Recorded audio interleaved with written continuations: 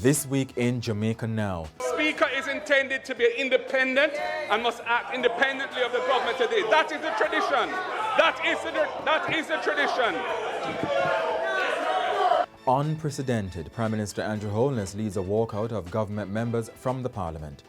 The Prime Minister praises his wife and House Speaker after the opposition leader's criticisms of her leadership. I want to thank my family for their love and support. Every time. In particular, Juliet. The fallout in the Privy Council's ruling in the Vybz Kartel case continues. And Jamaica receives 59 orphan children from Haiti.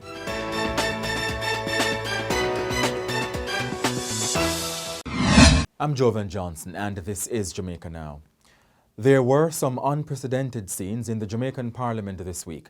Prime Minister Andrew Holness led a walkout of government MPs, derailing opposition leader Mark Golding's response to the proposed budget for the 2024-2025 financial year that starts on April 1. It was triggered by Mr. Golding's concern about a potential conflict of interest in the Speaker of the House of Representatives, Juliet Holness, being the wife of the head of government. When the former Speaker was forced to resign as a result of an Integrity Commission investigation, the move to replace her with the wife of the Prime Minister, so that the head of Parliament is now the spouse of the head of government, really does not sit well with the tradition that the Speaker must act independently of the government of the day. The Speaker is intended to be independent and must act independently of the government today. That is the tradition. That is the tradition. The failure,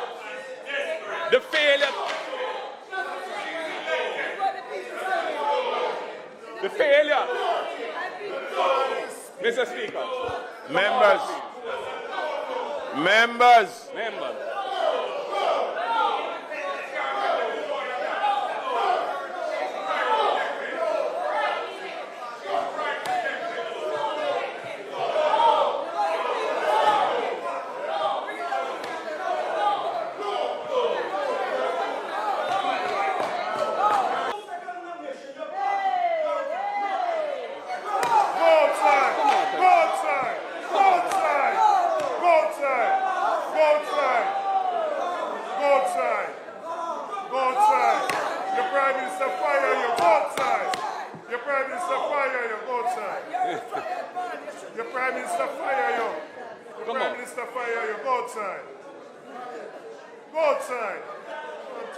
The walkout ended Mr. Golding's speech as the House lost its minimum number to remain in session and the proceedings were later adjourned. Mr. Golding completed his speech on Duke Street outside the old parliamentary building. The opposition supported Mrs. Holness's nomination as Speaker last September. The Jamaica Labour Party, its young professional affiliate Generation 2000, Gender Minister Olivia Babsy-Grange and Senate President Tom Tavares-Finson condemned Mr. Golding for what they called an attack on Mrs. Holness. Mr. Tavares-Finson said Mr. Golding was seeking to distract Jamaicans from his party's lack of plans.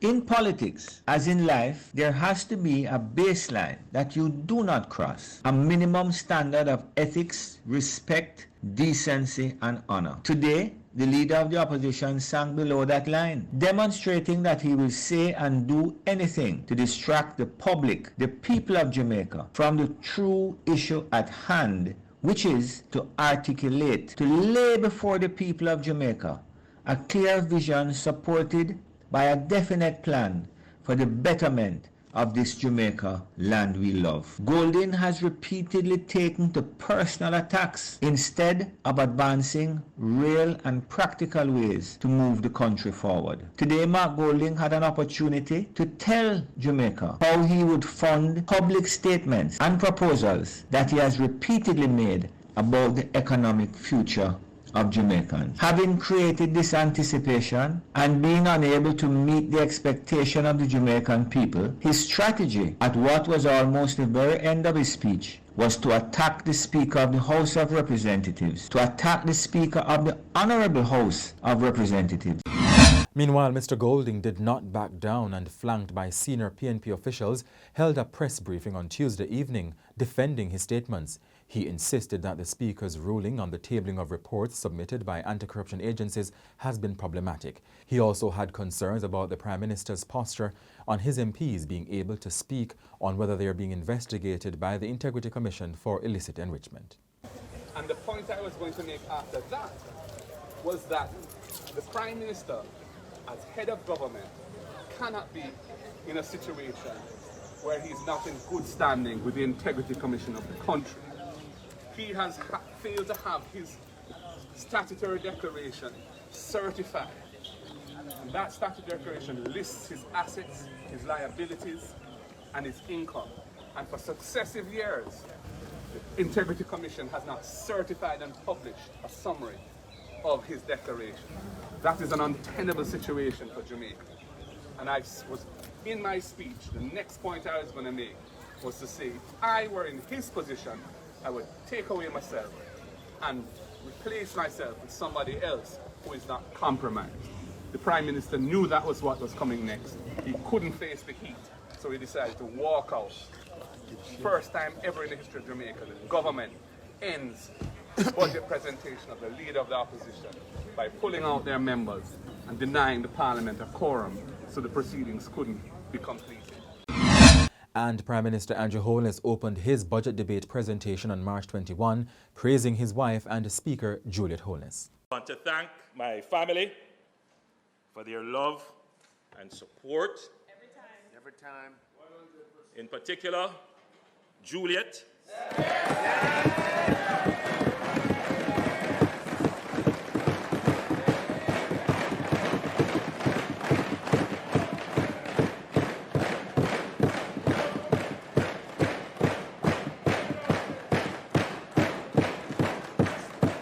An independent woman.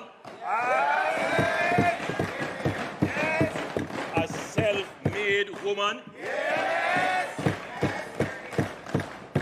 Who has achieved all that she has on her own effort, in her own right. Opposition members attended the sitting but took their chairs after the Speaker entered the House and were unusually subdued throughout Mr. Holness's presentation.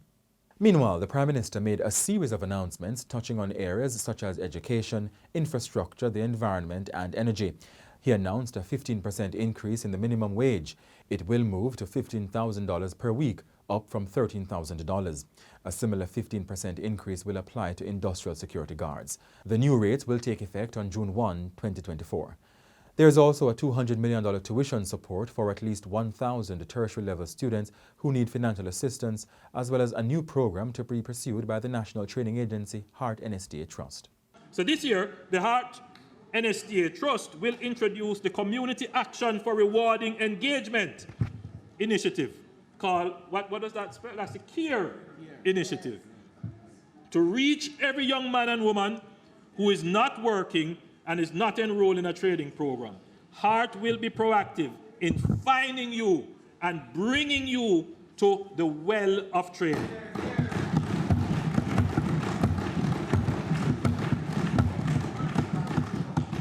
If our economy is to grow, we need every able-bodied man and woman who is able and capable of working to join the labor force. The CARE initiative will be activated in all 63 constituencies. Each member of Parliament will be asked to identify 30 young persons from their constituency using predetermined selection parameters set by the program. A specialized team in Heart will go to their houses or meet them on the corner if necessary to engage with them and enroll them into the program that will enhance their employability. On environment, Mr. Holness says the $50,000 ceiling for fines under the Natural Resources Conservation Act and the $1.5 million ceiling under the Wildlife Protection Act are to move to $5 million for individuals and $10 million for companies. And he says the highway being built between Harbourview St. Andrew and Morant Bay in St. Thomas is to be named in honour of national hero, the Right Excellent Paul Bogle. Mr. Holness also said Jamaica will enter the next phase of the plastic ban on June 1, which will include a ban on the manufacture, import and distribution of single-use plastic lunchboxes and on personal care products using microplastics. There was also a series of housing benefits through the state home builder, the National Housing Trust. The NHD will, in partnership with the Ministry of Local Government and Community Development, construct 14 homeless shelters on government lands across Jamaica. 14 homeless shelters. These shelters will vary in size and design based on needs assessment carried out by social workers and housing specialists to properly address the unique needs of the homeless, as well as genuine social cases identified by the Ministry of Health and Wellness. Madam Speaker, currently, public sector workers enjoy a special benefit which allows for access to a home improvement loan from the NHD 10 years after the initial mortgage. For non-public sector workers, these contributors, the time to access the loan is 15 years. As more Jamaicans become homeowners, there has been an increased demand for home improvement financing. As a result, effective July 1st, 2024, the NHD will revise its home improvement loan policy to allow all contributors to access the home improvement loans up to $3.5 million after 10 years. And in his budget debate contribution on March 19, the opposition leader Mark Golding argued that the $1.3 trillion budget was not responsive to the needs of Jamaicans. He did not outline how his party would fund its proposal for the income tax threshold to be raised from $1.5 million to $3 million. But he was critical of the government's plan to offer a $20,000 one-off tax refund to persons earning under $3 million. He said that the objective is to incentivize on-time filing and paying statutory deductions. However, that objective is really questionable, because to qualify for this, he says that you will have to become fully compliant for the 2023 tax year already gone by March 31, 2024, and that deadline is less than a fortnight away. Exactly. Therefore, as a practical matter, it is most unlikely that anyone who is not already tax compliant will get the benefit. Furthermore, it is wishful thinking that a single payment of $20,000 would induce anyone who is now outside the tax system to take steps to bring themselves into it and start paying taxes.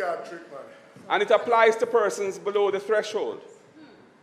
The truth is that this so-called reverse tax credit smells like a $20,000 giveaway for political advantage as we get ever closer to the next general election. And Mr. Golding questioned the removal of the GCT from the importation of raw produce, challenging the government's assertion that it is being done to comply with the World Trade Organization rules. Meanwhile, on what a PNP administration would do differently, the opposition leader argued that under his administration, the National Training Agency Heart NSDA Trust will support private sector-led investments in training by matching grants of 50% of the cost of any employer-identified training programs. He said the PNP would enact laws to target criminals and expand the Jamaica Eye CCTV program. The next PNP government will be focused on genuinely increasing exports, strengthening food security in Jamaica, expanding irrigation and research capabilities in the agricultural sector. And we're going to brand this the SMART program, Sustainable Management of Agriculture through Research and Technology, SMART. We'll manage the sector through increased training of our youth, with a focus on agricultural training institutions such as 4-H clubs and the extension services offered through RADA. We will increase the productivity of our farmers through introduction of improved climate-smart farming systems and technology to drive farming operations. We'll expand and repair the farm road network to enable our farmers to access their farms and transport their produce to market. We'll engage our major private sector players in the poultry and agricultural processing and milk and livestock production to create the enabling environment that they require so they can expand their already significant contribution to the economy.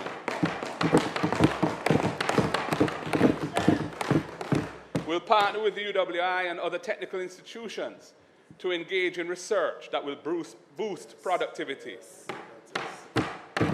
The College of Agricultural Science and Education, CASE, must be given the financial resources to do the necessary research that will assist our farmers to produce at a consistently high quality. And in fact, the next PNP administration intends to upgrade CASE to a university. Mr. Golding also says the next PNP administration will confer the Order of National Hero on reggae icon Bob Marley. The Integrity Commission is reporting that all its annual and investigation reports that were submitted to Parliament have been tabled. The Anti-Corruption Agency on Friday said it was moved to address the issue amid comments in the public domain. Last summer, it revealed that 6 lawmakers and 28 public officials were being investigated for alleged illicit enrichment. The Commission says it is unable to make any public comment on matters under investigation. Meanwhile, Deputy Prime Minister Dr. Horace Chang says as of March 2022, there were no outstanding reports from the Integrity Commission or the Auditor General's Department awaiting tabling in Parliament. He says the clarification contradicts allegations levied against House Speaker Juliet Holness, adding that his party upholds transparency and accountability as bedrock principles of governance. Earlier this month, the Gleaner reported confirmation from the Auditor General's Department that 2 reports it submitted between December last year and January were yet to be tabled. A special audit report on the Financial Services Commission and an annual report were submitted on December 28, while a special report on the Tax Administration Jamaica was submitted on January 29. The annual report was tabled in January. News came on Friday that the 2 outstanding reports were sent back to the Auditor General's Department. 2 senior attorneys have described as regrettable the fact that the existence of a precedent within the Jamaican legal system on the issue of discharging a compromised jury was never raised during the Vybz Kartel murder case. On March 14, the UK's Privy Council, Jamaica's final court of appeal, quashed the 2014 murder convictions of Vybz Kartel, whose real name is Adidja Palmer, fellow entertainer Sean Storm Campbell, Kahira Jones and Andre St. John, also known as Mad Sus, for the murder of Clive Lizard Williams in 2011. The Privy Council overturned the convictions on the ground of juror misconduct, saying the trial judge should have discharged the jury after getting complaints near the end of the trial in 2014 that bribery offers were made. The Court of Appeal upheld the convictions in 2020. In a joint statement on Tuesday, King's Counsel and former Prime Minister P.J. Patterson and Hugh Small drew attention to the 1983 Court of Appeal libel case involving the Gleaner Company Limited and John Hearn against Michael Manley, in which they both appeared as counsel. They said neither the trial judge in the Vybz Kartel matter nor the Court of Appeal were aware that there was a judgment in the Jamaican Court of Appeal that ruled in similar circumstances that the duty of the court was to discharge the entire jury and order a new trial. In that case, the Gleaner appealed against a trial judge's decision not to discharge a contaminated jury. The Court of Appeal ruled that the judge was wrong and that there should be no suspicion that a jury is tainted. Some 59 disabled Haitian children arrived in Jamaica and have been undergoing medical checks by local health officials in Port Antonio, Portland. The children, along with 13 caregivers, arrived by boat at the Ken Wright shipping pier in Port Antonio. The children, who were under the care of the Haiti Children, a non-profit which caters to abandoned, orphaned and disabled children in Haiti, will be received by the mustard seed communities. They will stay at the charity's Jacob's Ladder home in Monique, St. Anne.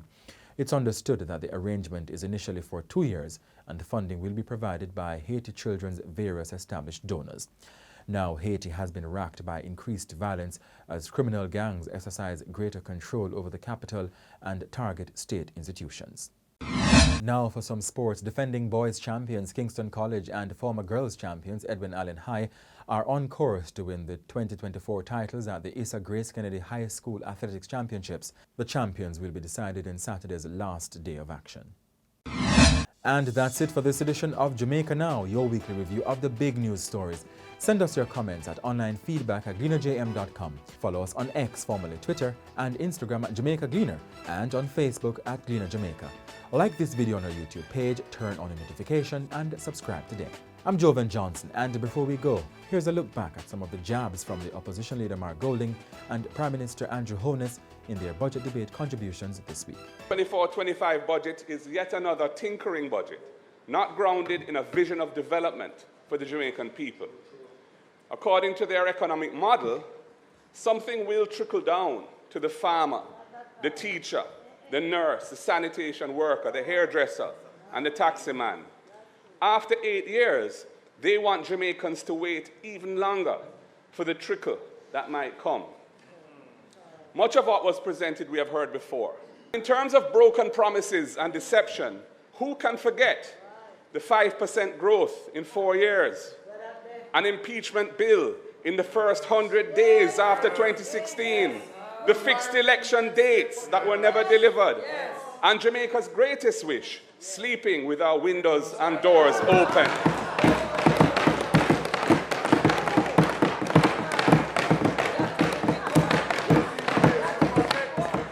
And there are a few new ones, Madam Speaker, that emerged during the local government elections, like converting Clarkstown into a city and Portmore into Little Miami. Mere pie-in-the-sky ideas masquerading as a vision of national development. Madam Speaker, I know that members on that side feel left out. It is a rough position to be in. I have been there, but they shouldn't allow bad mind and carry feelings to lead to desperation for power.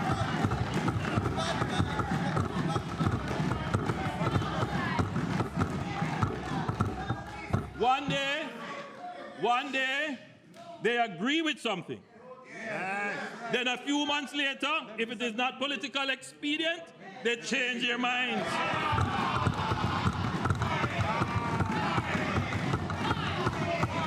That is not leadership. We call that flip-flopping. The opposition supported and seconded the Speaker's nomination. Then they switched flip-floppers. The opposition initially proposed, and supported salary increases for politicians. Then they switched flip-floppers.